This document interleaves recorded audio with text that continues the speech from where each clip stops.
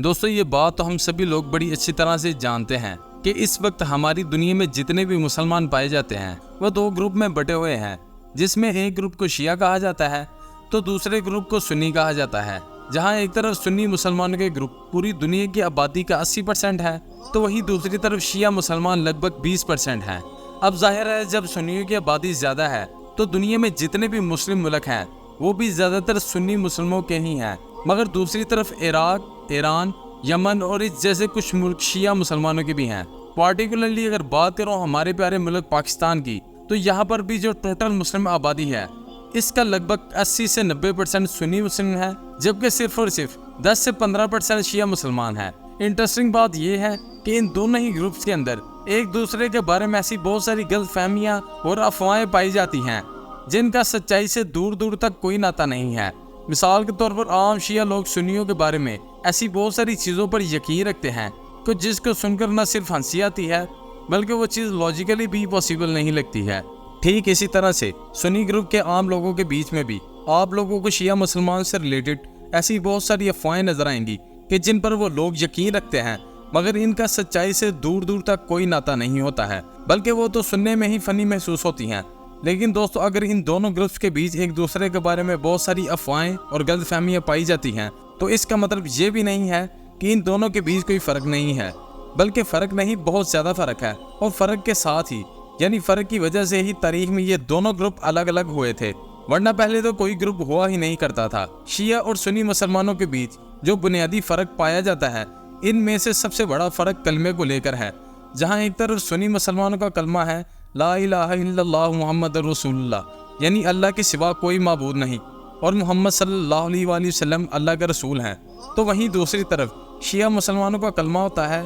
ला इलाहा इल्लल्लाह मुहम्मदुर रसूलुल्लाह अलीयुम वलीयुल्लाह व वसीयुर रसूलुल्लाह व खलीफतु बिला फज़ल, जिसका मतलब होता है अल्लाह के सिवा कोई इबादत के लायक नहीं, मोहम्मद सल्लल्लाहु अलैहि वसल्लम अल्लाह के रसूल हैं, जनाब अली अल्लाह के वली हैं, रसूलुल्लाह के वसी हैं और आपके खलीफा बिल फज़ल हैं। यानी दोस्तों शिया मुसलमानों के कलमे में आप लोगों को अल्लाह और रसूल के साथ साथ हज़रत अली का भी जिक्र मिलेगा। मगर दोस्तों याद रहे कि शिया मुसलमानों के कलमे का जो आखिरी पार्ट है जिसमें यह कहा गया है कि हज़रत अली हुजूर करम सल्लल्लाहु अलैहि वसल्लम का खलीफा हैं बिला फजल, यानी कि बिला किसी फासले के, तो इस पर शिया मुसलमानों के अलावा कोई भी एग्री नहीं करता है। वो इसलिए क्योंकि जहाँ एक तरफ शिया मुसलमान हुजूर करम सल्लल्लाहु अलैहि वसल्लम के बाद हज़रत अली को ही इनका पहला खलीफा मानते हैं, तो वहीं दूसरी तरफ सुन्नी मुसलमान हज़रत अली से भी पहले 3 खलीफाओं को मानते हैं। यानी हुजूर करम सल्लल्लाहु अलैहि वसल्लम के बाद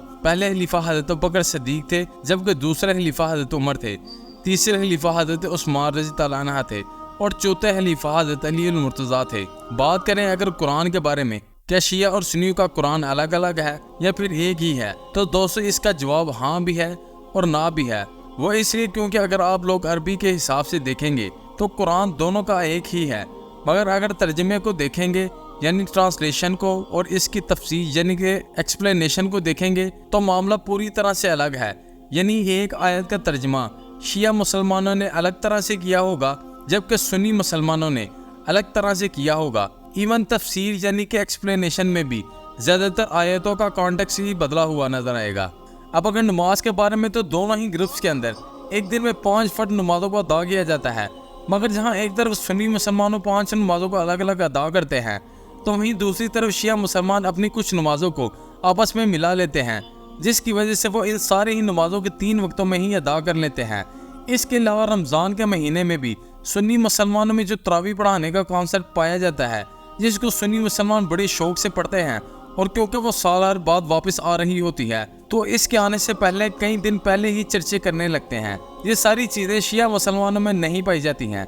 क्योंकि इनके यहाँ पर तरावी का कॉन्सेप्ट मौजूद ही नहीं है। इनके मुताबिक एक ऐसी बिदअत है जिसको सुन्नियों के दूसरे खलीफा यानी कि हज़रत उमर रज़ी अल्लाह अन्हु ने शुरू किया था। इसके अलावा इन दोनों ग्रुप्स के बीच में एक बड़ा फ़र्क हज़रत इमाम मेहदी को लेकर भी है। इस बात पर तो पूरी दुनिया के ही मुसलमान यकीन रखते हैं कि दरअसल हज़रत इमाम मेहदी के जो आखिरी खलीफा होंगे वो क़यामत से पहले ज़ाहिर होंगे, हमारी दुनिया से जुल्म स्तम, नाइंसाफ़ी और इस तरह के हर गलत चीज़ को मिटा कर रख देंगे। इसके बाद दुनिया में अमन व अमान कायम होगा और अपनी एक खिलाफत भी कायम करेंगे। लेकिन दोस्तों इस पूरे मामले में जहाँ एक तरफ सुन्नी मुसलमानों का ये मानना है कि हज़रत इमाम मेहदी क़यामत से पहले पैदा होंगे, बाकायदा वो परवरिश पाएंगे, बड़े होंगे और फिर सही वक्त आने पर ही लोगों के सामने एज आ इमाम मेहदी यानी कि इमाम मेहदी के तौर पर ज़ाहिर होंगे और इसके बाद ही धीरे धीरे खिलाफत कायम करेंगे। मगर दूसरी तरफ शिया मुसलमानों का ये मानना है कि क़यामत के करीब के दौर में हज़रत इमाम मेहदी पैदा नहीं होंगे, बल्कि वो तो हमारी दुनिया में पैदा हो चुके हैं। पिछले सैकड़ों सालों से वो हमारी दुनिया में ही मौजूद हैं, लेकिन हम लोगों को नज़र नहीं आते हैं। वह एक गौर के अंदर महफूज हैं और सही वक्त आने पर सिर्फ और सिर्फ ज़ाहिर होंगे, यानी पैदा नहीं होंगे बल्कि सिर्फ ज़ाहिर होंगे और इसके बाद ही दुनिया भर में अपनी खिलाफत कायम करेंगे। दोस्तों शिया और सुन्नी ग्रुप्स के बीच में एक बड़ा इख्तलाफ हज़रत अली को लेकर भी पाया जाता है। शिया लोगों का ये मानना है कि हज़रत अली शेर खुदा और हुज़ूर अकरम सल्लल्लाहु अलैहि वसल्लम के बाद बाकी जो नबी और रसूल हैं इनसे भी ज़्यादा अफजल हैं, जबकि सुन्नी मुसलमान इस नज़रिए से और इस अकीदे को पूरी तरह से रिजेक्ट करते हैं। सुन्नी मुसलमान हज़रत अली शेर खुदा को दामाद रसूल और इस्लाम के एक खलीफा के तौर पर ही कंसीडर करते हैं। मुहर्रम के मौका पर मातम करना भी शियों के ग्रुप को सुन्नी ग्रुप से पूरी तरह से अलग बनाता है, क्योंकि शिया मुसलमानों का ये मानना है कि 10 मुहर्रम के दिन करबला के मैदान में यानी कि करबला की जंग में अहले बैत के साथ जो हद से ज़्यादा नामुनासिब सलूक किया गया था, इसकी याद में ही और इसके गम में ही वो लोग मातम मनाते हैं। दूसरी तरफ सुन्नी मुसलमान भी 10 मुहर्रम को मनाते हैं, अहले बैत को याद करते हैं, मगर इनके तरीके अलग होते हैं। तलाक का कॉन्सेप्ट भी इन दोनों ग्रुप में अलग अलग पाया जाता है। जिस तरह से सुन्नी मुसलमानों में निकाह के वक्त गवाहों का होना बहुत ज़रूरी होता है, बिल्कुल इसी तरह से शिया लोगों में तलाक के वक्त भी गवाहों का होना ज़रूरी होता है, यानी शिया ग्रुप में गवाहों के बगैर तलाक नहीं होती है। फिलहाल दोस्तों आज की अपनी इस वीडियो को यहीं पर ख़त्म करते हैं। मुझे उम्मीद है कि आज की इस वीडियो से आपको बहुत कुछ जानने को मिला होगा। ऐसी मज़ीद इंफॉर्मेटिव वीडियोज़ देखने के लिए हमारे चैनल को लाइक और सब्सक्राइब करना ना भूलिए।